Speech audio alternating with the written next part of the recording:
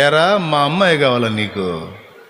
బానిస మేము ఏలికలం సర్దారులో మేము మా అమ్మాయి కావాలా నీకు? పెళ్ళి కావాలా? దారా చేస్తామని చేస్తే సంసోనికి వాళ్ళ అమ్మ నాన్న కూడా చేస్తారు అవసరమైతే. ఏం పెళ్ళి? తన్నులు పెళ్ళి కాదు, రావాల్సిందే అంటాడు. ఏం చేస్తారు? ఆశ్చర్యపడుతున్నారు. ఎట్టకేళ్ళకు మొత్తానికి పోయారు.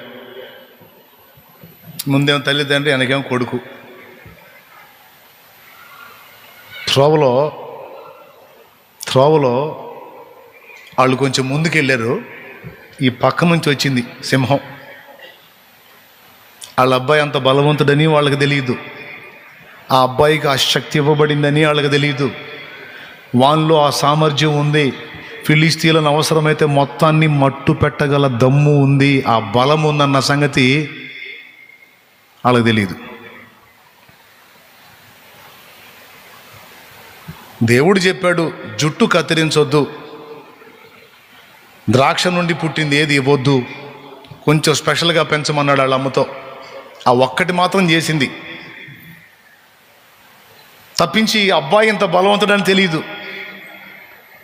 మనకివ్వబడిన సామర్థ్యం ఏంటో, మనకివ్వబడిన మన వాళ్ళకి అర్థం కాదు. ఒక రకంగా చెప్పాలంటే మనకు కూడా అర్థం కాదు.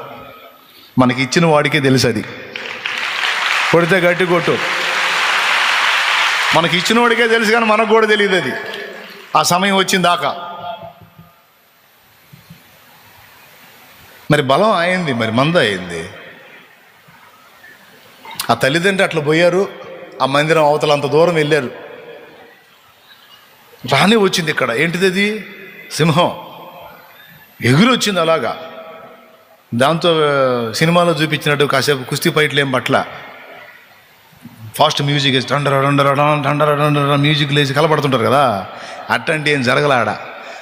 అది గుర్రమని ఎగురుకుంటూ వచ్చిందని అట్లనే పట్టుకున్నాడు, రెండుగా చీల్చాడు. మేక పిల్లను కాళ్ళు బట్టి చీల్చినట్టు చీల్చేశాడు అంత.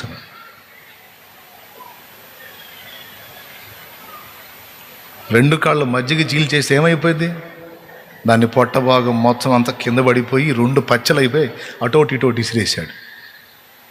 ఎక్కువ టైం తీసుకోలేకపోతే వాళ్ళు రారు. ఈయన మ్యూజిక్ లేసి ఫైట్లు చేస్తుంటే అర్థమైందా? అసలేం లేదు. వెనక ముందు పోయే వాళ్ళకి వెనక ఏం జరిగిందో తెలియదు.